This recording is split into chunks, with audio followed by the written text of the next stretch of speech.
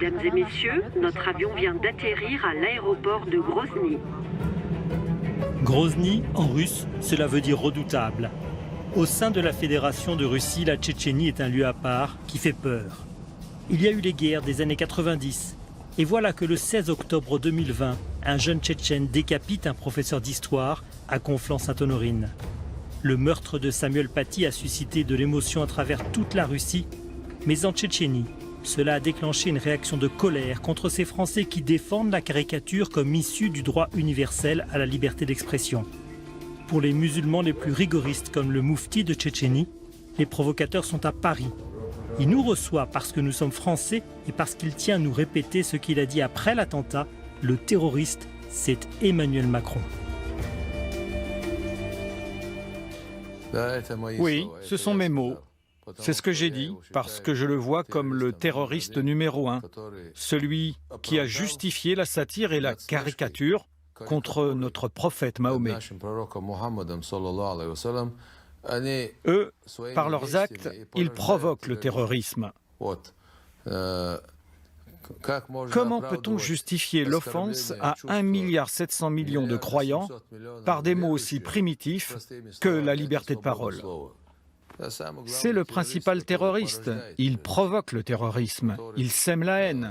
Lui, en tant que chef d'État, il doit particulièrement défendre les sentiments des croyants de son pays.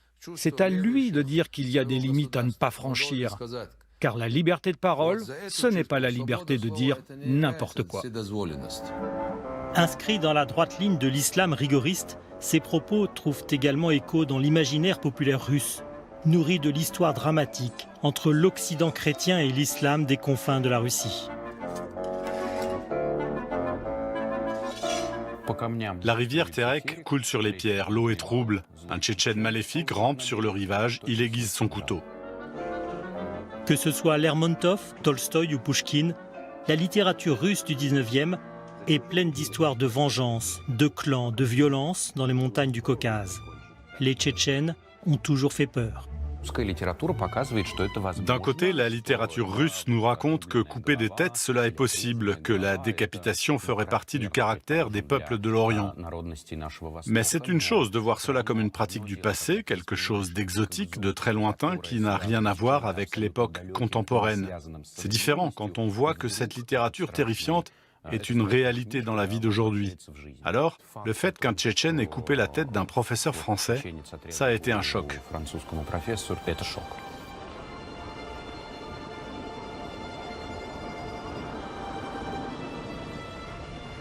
À Moscou aussi, le débat a eu lieu. Dans un pays où vivent près de 30 millions de musulmans, peut-on caricaturer le prophète et publier des dessins au nom de la liberté d'expression ? La réaction de Vladimir Poutine au cours de sa conférence de presse annuelle en décembre a été très claire. Ceux qui agissent sans réfléchir, en humiliant les droits et les sentiments des croyants, ne doivent jamais oublier que cela va provoquer certaines réactions. Mais d'un autre côté, la réponse ne doit être ni violente, ni agressive.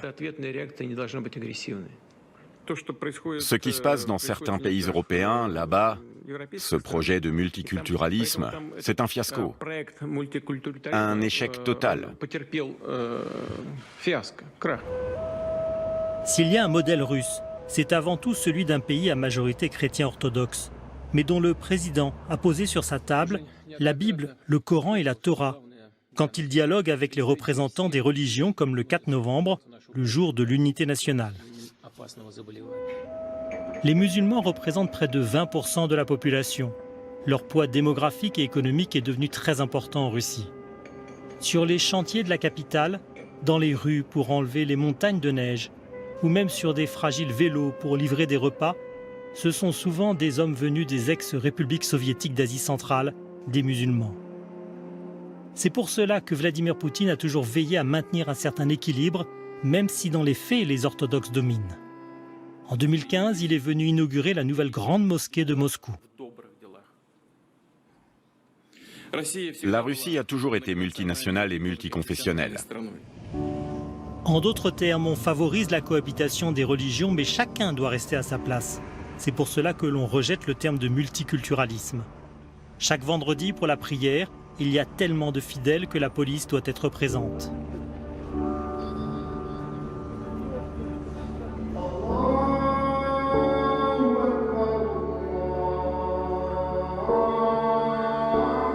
L'immense mosquée est déjà trop petite.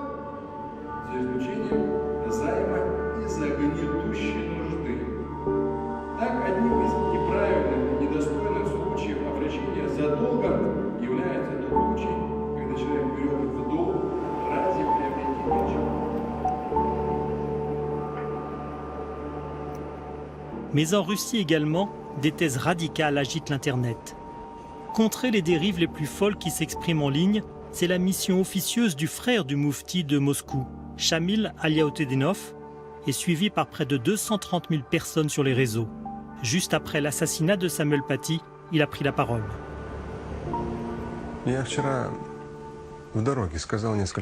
Hier, je vous ai déjà parlé en quelques mots de cette nouvelle vague d'ignorance et du manque d'éducation de certains islamistes. Quand les gens croient qu'il faut riposter, humilier, offenser et même aller jusqu'à l'assassinat pour soi-disant défendre le prophète, je ne trouve pas les mots pour décrire cette sauvagerie. Si l'on prend le cas de ce crime en France par ce jeune homme qui ne sait encore rien de la vie, dans le contexte des caricatures et des messages radicaux qu'il a suivis en ligne, eh bien on va commencer à mettre en avant son identité nationale. Ça va rejaillir sur les Tchétchènes, tout le peuple tchétchène et même sur tous les musulmans. Si les médias le présentent comme ça, on n'arrivera jamais à se comprendre. Le plus important, c'est qu'il ne faut pas lier ça avec la religion ou avec un peuple.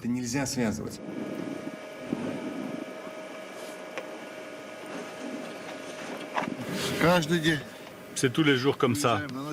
Ça peut être le matin ou le soir, cette fois c'est pour la nuit. Aujourd'hui c'est vendredi. Dans la journée, on n'a pas le droit de travailler, nous les musulmans. Le vendredi c'est notre jour sacré. Alors, je pars pour la nuit. 60 cm de neige sont tombés en une seule journée sur Podolsk, dans la banlieue sud de Moscou. Rustam a fini par dégager son taxi. Cela ne peut pas arrêter un Russe un hiver comme ça. La vie à Moscou ne s'arrête jamais.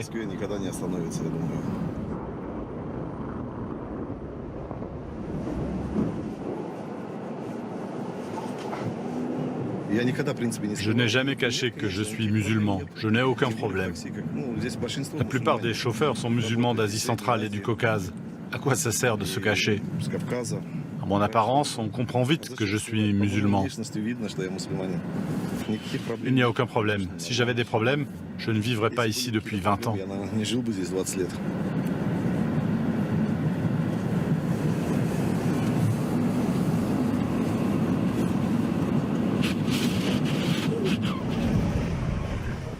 Il vit dans un de ces immeubles anonymes avec son épouse Oksana, une Ukrainienne convertie à l'islam, et leurs 2 enfants. Ils ont suivi ce qui est arrivé en France, mais surtout, en musulmans pratiquants, ils ne comprennent pas que la liberté de caricaturer soit plus importante que tout, y compris du sacré. Moi, je conseillerais à la France et aux autres pays d'Europe de ne pas toucher à la religion et tout ira bien. Je suis convaincu que les musulmans ne vont jamais être agressifs.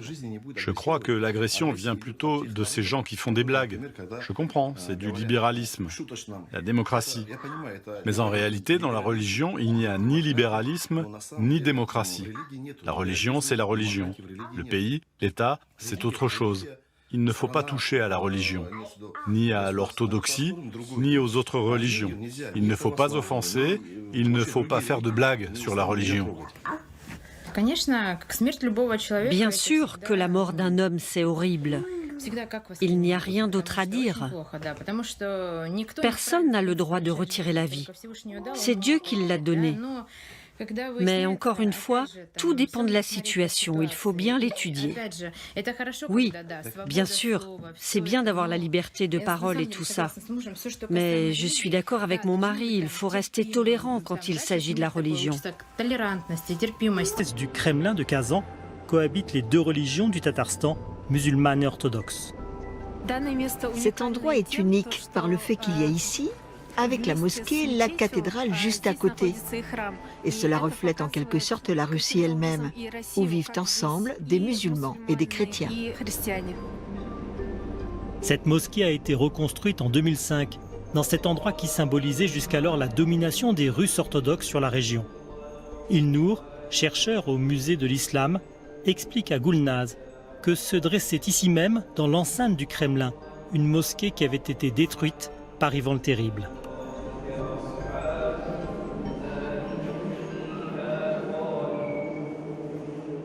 Dans le hall en permanence, un religieux lit le Coran.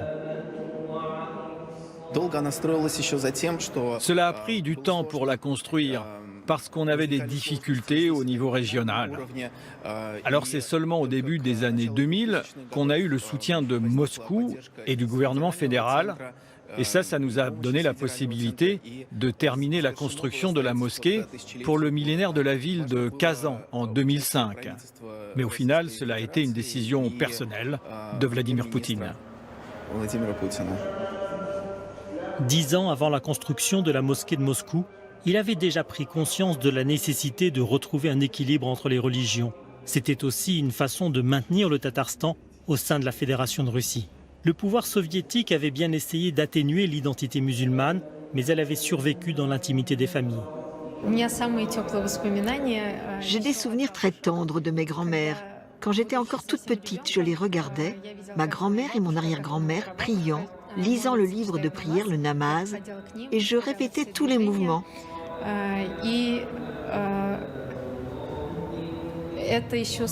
C'est entré dans mon âme dès mon enfance. Aujourd'hui, je peux porter le foulard. Je peux aller à la mosquée où je veux. Alors qu'à l'époque soviétique, on ne pouvait pas parler ouvertement de la religion. Les mosquées ne fonctionnaient pas.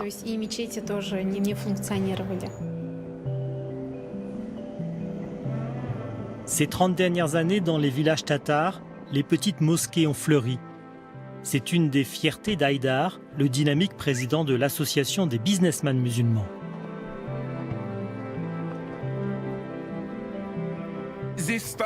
Ici, ce sont des vieux villages tatars. Et je voulais vous montrer que depuis toujours, dans chaque village tatar, il y avait une mosquée située au plus bel endroit du village. C'est le centre de la vie sociale. Et c'est là que se passent les moments les plus importants de la vie d'un tatar.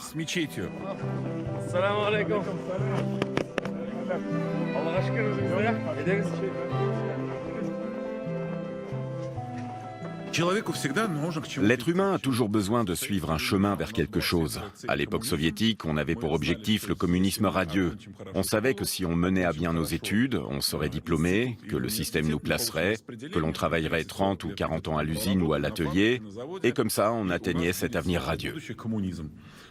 Et puis, cette illusion, ça s'est effacé d'un coup. Tout s'est écroulé. On s'est retrouvé seul et on s'est souvenu de notre Créateur.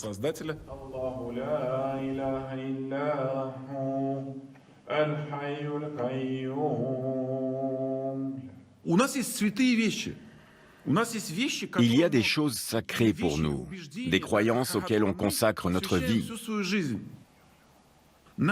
Notre cœur de musulman, il bat avec Allah. Vous entendez mon cœur? Et si quelqu'un prétend le contraire et qu'il nous offense, ça nous fait très mal. Bien sûr que je ne justifie pas les actions des terroristes et des extrémistes, c'est exclu. Je ne les justifie pas.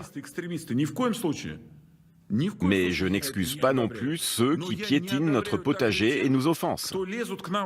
Il ne faut pas nous offenser. Nous,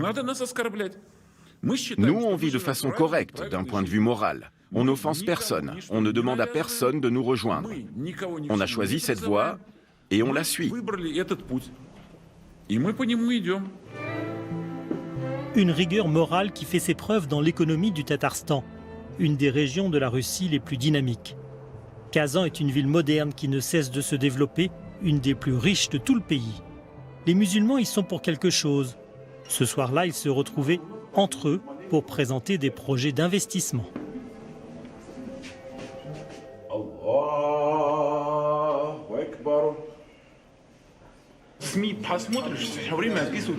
À écouter les médias, l'islam est toujours présenté comme une religion effrayante, que l'on coupe des têtes tous les jours, que l'on tue tout le monde.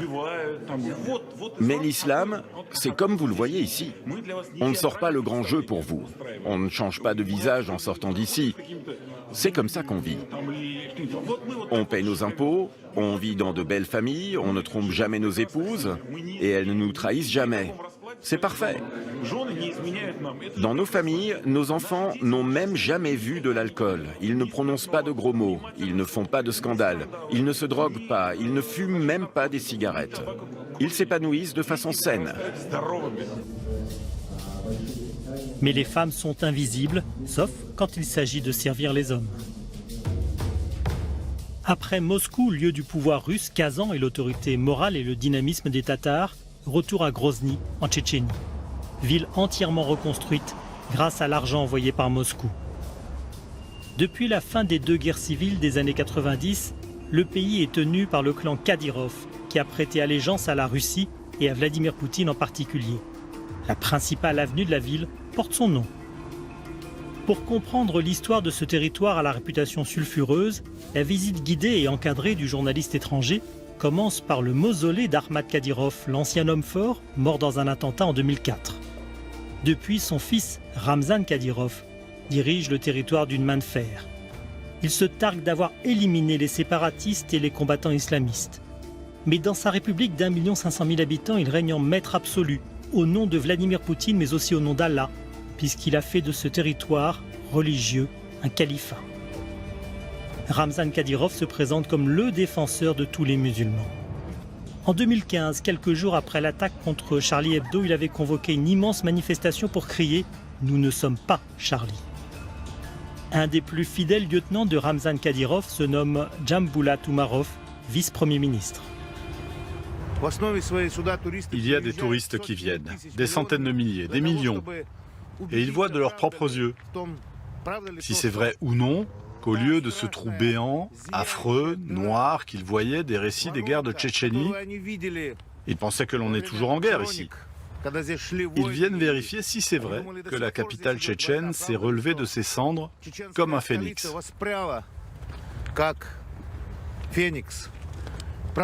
Ils voient que l'on a ici cette si grande mosquée, un monument historique. Elle s'envole dans le ciel avec ses beaux minarets comme des cygnes. Regardez, c'est ça la réalité ici. Et s'il a tenu à nous rencontrer, c'est aussi pour livrer un message à tous les Tchétchènes qui vivent en Europe. Non, les Tchétchènes n'ont pas rendu hommage à l'assassin de Samuel Paty, sauf quelques extrémistes qu'ils condamnent. Vous devez comprendre qu'au sein de notre peuple, seuls les gens les moins éduqués, et ils ne sont pas si nombreux, pourraient voir dans cette affaire un motif de fierté. Ce sont les gens les plus exaltés qui pourraient voir cela de façon positive. Et il y a des gens exaltés dans toutes les confessions. Mais cela ne reflète pas le sentiment du peuple tchétchène. Les gens ont été désolés de ce qui est arrivé. Mais pour autant, on attendait une réponse plus sage de la part du gouvernement français. Son message est plus diplomatique que celui du moufti de Tchétchénie, mais sur le fond, il n'est pas très différent. En veillant à toujours condamner le meurtre de Samuel Paty, beaucoup de Tchétchènes n'acceptent pas ce que le président français défend, un droit universel à la caricature. Deux logiques s'affrontent, celle des tenants de la liberté d'expression en Occident et celle des musulmans les plus conservateurs ici dans le Caucase.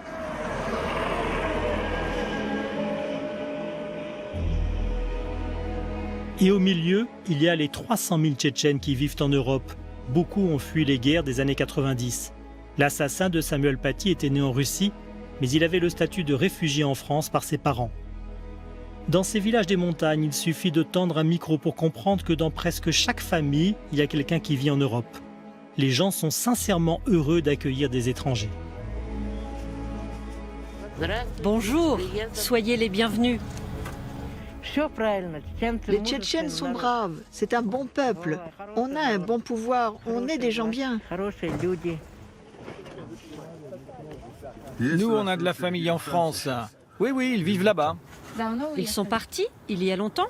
Ils sont partis en 94. Moi aussi, j'ai de la famille en France. Salut à la France. Quels sont les problèmes que l'on peut avoir avec l'Occident quand on vit si haut dans les montagnes? L'Occident, c'est loin. Là-bas, où le soleil se cache. Mais arrête de me filmer. J'ai laissé mon dentier à la maison.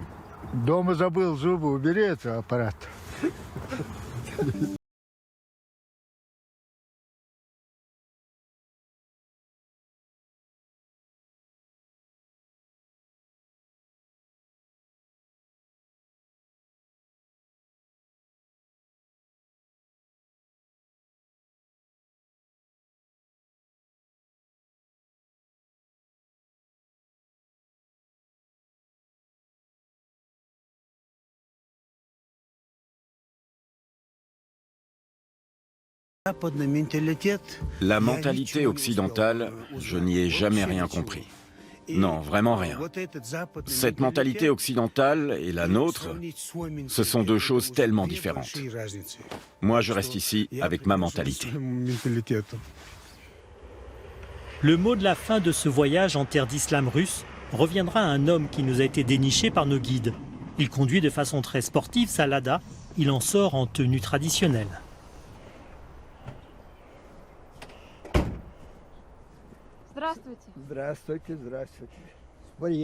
À 84 ans, il en a vécu des malheurs sur cette terre. La déportation par Staline en 1944, le retour dans les années 50, l'oppression soviétique et les deux guerres des années 90. Et aujourd'hui, on lui rappelle ce qui s'est passé en France en octobre 2020. Ce type-là, vous me dites qu'il a coupé la tête? C'est affreux. Non seulement il l'a tué, mais il n'a même pas respecté le corps. C'est la honte pour le peuple tchétchène.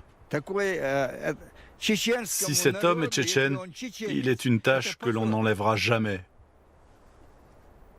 Une honte pour nous. Il n'est pas un vrai musulman, ni un vrai tchétchène.